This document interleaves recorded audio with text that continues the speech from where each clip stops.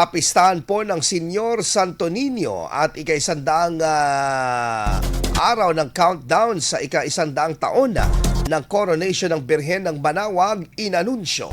Para sa detalye ng balitang yan, kasama natin Idol Neil Muyano.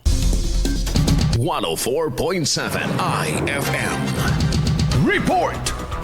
Inanunsyo ng Minor Basilica and Parish of Our Lady of the Rosary of Manawag ang pagdiriwang ng kapistahan ng Senyor Santo Niño nagkakanapin sa 18 ng Enero 2026 bilang bahagi ng taunang mga gawaing panreliyon ng parokya. Ayon sa anunsyo, magsisimula ang banal na misa sa ganap na alas 4:30 ng hapon na susundan ng solemnity procession alas 5:30 ng hapon. Inanyayahan ng parokya ang mga basic ecclesial communities o BECEs, reliyosong organisasyon, parokyano at mga deboto na makibahagi sa nasabing aktibidad. Kasabay ng pagdiriwang ng kapistahan, inilunsad din ng Basilica ang 100-day countdown patungo sa ika-100 anibersaryo ng canonical coronation ng Birhen ng Manawag na nakatakdang idaos sa Abril 22, 2026. Ayon sa pamunuan ng Basilica, ang sentenaryong selebrasyon ay inaasang dadaluhan ng mga debotong magmumula sa loob at labas ng Pangasinan bilang bahagi ng paghahanda para sa makasaysayang pagdiriwang. Kasama mo mula rito sa FM News Tugupan, ito si Idol Neil Muyano, Tatak IFM.